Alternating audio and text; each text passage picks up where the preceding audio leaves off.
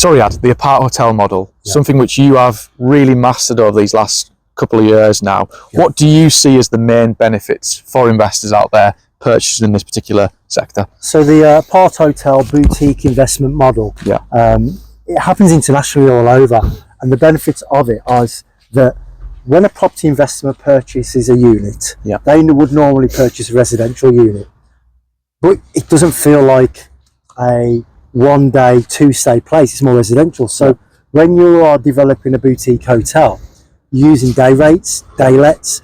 So for there, you're getting a better return for the investor. It's C1 classification. So in essence, you don't need an apartment which is 1,000 square foot for someone to stay one night, do you? So ultimately, you're deterring people from staying there because they don't want a house, they want a room. So all the big corporate companies, which do a great job, by the way, there's room for smaller boutique hotels where you can be more personable, more amenities. No longer on the property investment side can you just throw a house online, say you're going to rent it out. Those days are gone. It's the decor, the environment, the amenities, the services you offer when someone checks in. Have they got the chocolates? Have they got the beer? All the basic little things, the micro make the macro of the boutique hotel model. And because they are smaller units, a lot of the times they're guest houses, the hotels have been broken up into individual studios. It means the purchase prices can be much lower. You know, you can be buying into cities like Chester, where we are today, at prices from £75,000, which you wouldn't be able to do on a normal residential apartment. But like you say, you still crucially get the really good nightly rates, so your yields are much higher on that front. Another benefit of the boutique hotel model is that as a community, you're all sharing those bills and sharing the maintenance. So it's not just one of you owning an apartment. You're owning all the rooms. It could be a minimum of 10, a maximum of 20 of you. So you're having the shared ownership.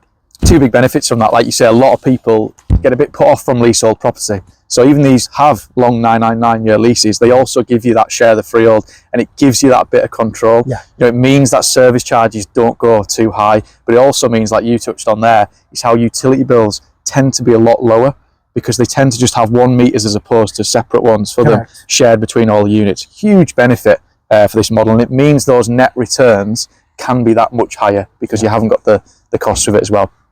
The other thing, furnishing the properties, obviously they're not huge units, and the benefits of that is it doesn't mean you have to spend loads of money on furniture, but you still, again, get the good nightly rates from it. It doesn't deter people from it. And particularly, I mean, such as your sites, Riad, you've added in those little kitchenettes, again, to encourage those longer stays.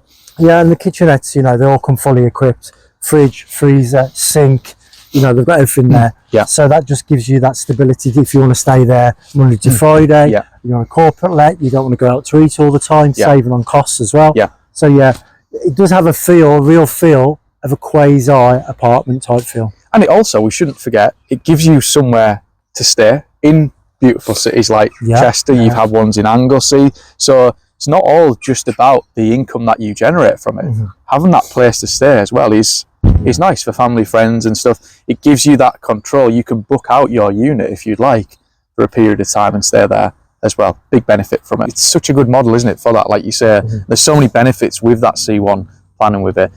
One restriction is obviously that you can't live in it yourself full time, and you can't put a long-term tenant in.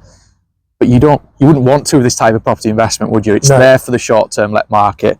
You know, any properties under 150,000 on the commercial aspect like this, you don't pay any stamp duty. So it's a huge thing at the moment. Big win. So they're just some of the benefits of this really exciting new property investment model, the Aparthotel model. If you like what you hear and you'd like to hear a little bit more, please do get in touch and we can provide you with more information.